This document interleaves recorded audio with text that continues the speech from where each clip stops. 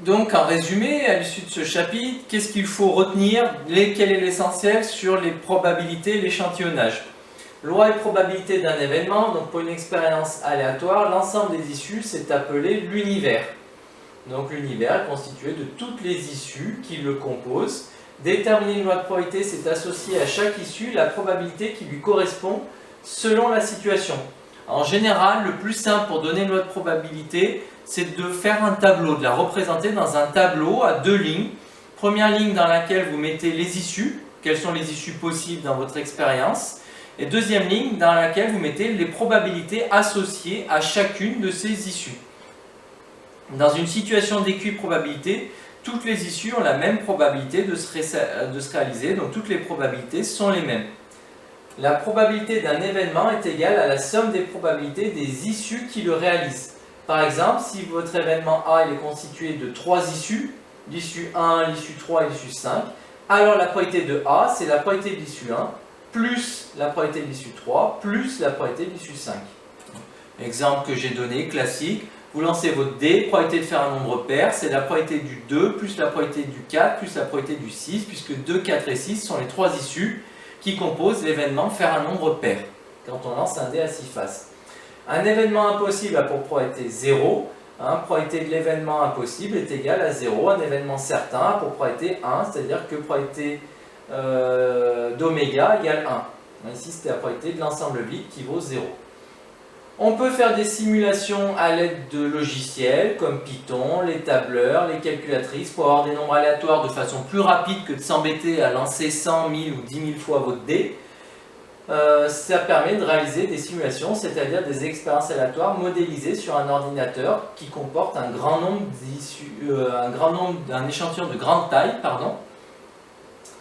Calcul de probabilité à partir de deux événements A et B d'une expérience aléatoire, on peut définir d'autres événements. Par exemple, le contraire de A, qui est noté à barre, c'est toutes les issues qui ne sont pas dans A. Autre vocabulaire et autre propriété à connaître, autre particularité à connaître, notation A union B, c'est la réunion de A et B, c'est toutes les issues qui sont dans A ou dans B ou dans les deux. Uniquement dans A, uniquement dans B, ou les deux à la fois. Donc l'union, c'est tout ce qui est soit que dans A, c'est cette partie-là, soit que dans B, c'est cette partie-là, ou éventuellement dans les deux. À ne pas confondre avec l'intersection qui est inclue dans l'union, qui est composée de toutes les issues qui sont à la fois dans A et dans B. L'intersection, c'est uniquement la partie commune aux événements A et B. Et donc la formule de calcul de probabilité, les formules de calcul de probabilité à connaître, il y en a deux principales. P de A plus P de A bar égale 1. Donc on a dit, du coup, de ça, il en découle que P de A bar, c'est 1 moins P de A. Si je connais la probabilité d'un événement, je connais la probabilité de son contraire. Il suffit de faire 1 moins la probabilité de l'événement. Et aussi, P de A union B plus P de A inter B égale P de A plus P de B. Alors nous, on a surtout vu dans le cours que P de A union B, du coup, c'était P de A plus P de B moins P de A inter B. Les méthodes à appliquer dans les différents exercices.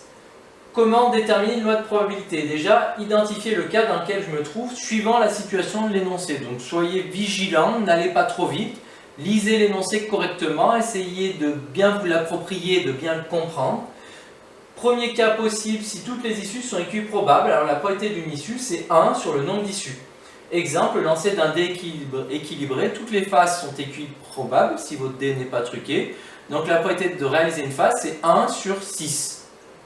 Cas 2, on connaît le nombre d'éléments qui permet de réaliser chaque issue. À ce moment-là, vous utilisez la formule nombre de cas favorables sur nombre de cas possibles. Exemple, tirage d'une boule colorée dans une urne pour laquelle vous connaissez exactement la composition, le nombre de boules de chaque couleur. Donc dans ce cas, si vous voulez avoir la probabilité d'avoir une boule bleue, nombre de boules bleues qu'il y a dans mon urne, divisé par nombre de boules au total présentes dans l'urne. Autre cas possible, on connaît le lien entre les probabilités des issues. Je pose une équation en utilisant le fait que la somme des probabilités de toutes les issues vaut 1 et ensuite je résous mon équation. Exemple, tirage d'un jeton dans une urne qui contient 2 fois plus de jetons bleus que de jetons rouges. Vous allez construire une équation, vous allez appeler x le nombre de jetons rouges par exemple. vous auriez 2 fois plus de bleu, donc vous auriez 2x plus x égale 1. Et à ce moment-là, vous pouvez retrouver la probabilité d'avoir un jeton rouge qui serait 1 tiers et la probabilité d'avoir un jeton bleu qui serait 2 tiers. Donc j'associe à chaque issue la probabilité qui lui correspond, par exemple en construisant un tableau. Pour calculer des probabilités, si les issues sont équiprobables, je dénombre les issues réalisant l'événement E et j'utilise la formule probabilité de l'événement E, c'est nombre d'issues qui réalisent E sur nombre d'issues total. Si les issues ne sont pas équiprobables, j'utilise le fait que la probabilité de l'événement E est égale à la somme des probabilités des issues qui le réalisent. Donc si E a 3 issues, j'additionne la probabilité de chacune de ces issues pour obtenir la probabilité de E. Dit formule des probabilités totales ici. Utiliser un programme pour simuler, je peux modéliser une expérience aléatoire à l'aide d'un logiciel. Je répète un grand nombre de fois l'expérience aléatoire. Je peux ainsi observer la stabilisation de la fréquence d'apparition d'une issue pour estimer la probabilité correspondante. Ça, on l'a fait. Ensuite, exploiter un tableau à double entrée.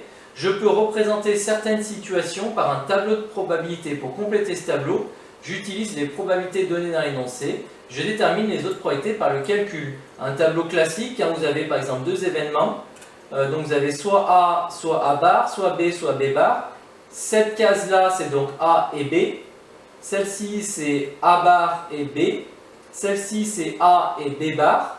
Et celle-ci, c'est A bar et B bar. Vous savez que la somme totale des probabilités doit faire 1. Donc P de A plus P de A bar doit faire 1. P de B plus P de B bar doit faire 1. Donc vous pourrez essayer de compléter un tableau, dit tableau à double entrée, qui modélise 2 issues. 2 événements plutôt. Et puis vous pouvez aussi exploiter un arbre ou un diagramme de veine. Donc ça, c'est des outils qui peuvent vous aider à modéliser, à visualiser une situation de probabilité. Un arbre des possibles est adapté quand on répète au moins 2 fois une même expérience aléatoire. Je compte le nombre d'issues, j'identifie les issues qui réalisent un événement donné et je calcule la probabilité de cet événement avec la formule P de E égale nombre d'issues de E sur nombre d'issues total. Donc là, par exemple, votre arbre, première expérience, soit vous avez A, soit vous avez A bar. Deuxième expérience, A ou A bar. Exemple, je lance 2 dés. Première expérience, soit par exemple je fais un 6, soit je ne fais pas de 6. Deuxième dé, pareil, soit je fais un 6, soit je ne fais pas de 6. Et là par exemple, c'est ce qu'on appellerait une branche. La branche du haut, ça serait j'ai fait un 6 au premier lancer et j'ai fait un 6 au deuxième lancer. Donc au total, j'ai fait 2 6. Cette branche-là, ça serait j'ai fait un 6 au premier lancer, je n'ai pas fait de 6 au second.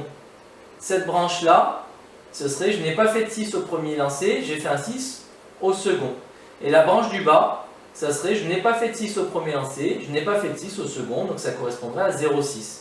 Donc là, il y aurait 2 6 pour cette branche-là, 1 ici, 0 ici. Et si par exemple je vous demande la probabilité de faire 1 6, il faudrait additionner la probabilité de cette branche-là et la probabilité de cette branche-là. Donc voilà, l'arbre va pouvoir vous aider à mieux, très souvent même, en première on fera un chapitre sur les probabilités où on utilisera beaucoup d'arbres. Très souvent, ça va vous aider à modéliser, à bien modéliser une situation où on répète plusieurs fois une expérience identique et indépendante aussi d'ailleurs. Un diagramme de veine permet de représenter la même situation qu'un tableau à double entrée. En général, on prend soit l'un, soit l'autre, éventuellement les deux, ça peut vous aider. Donc souvent, quand vous avez 2 issues, vous voulez étudier 2 événements plutôt que vous voulez étudier l'événement A, l'événement B.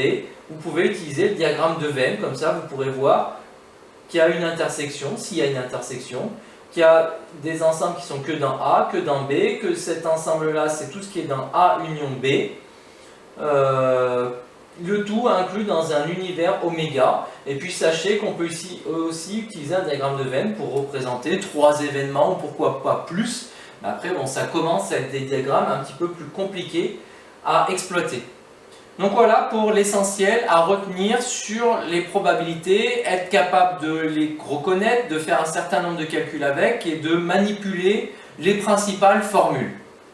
Bon courage pour ce chapitre.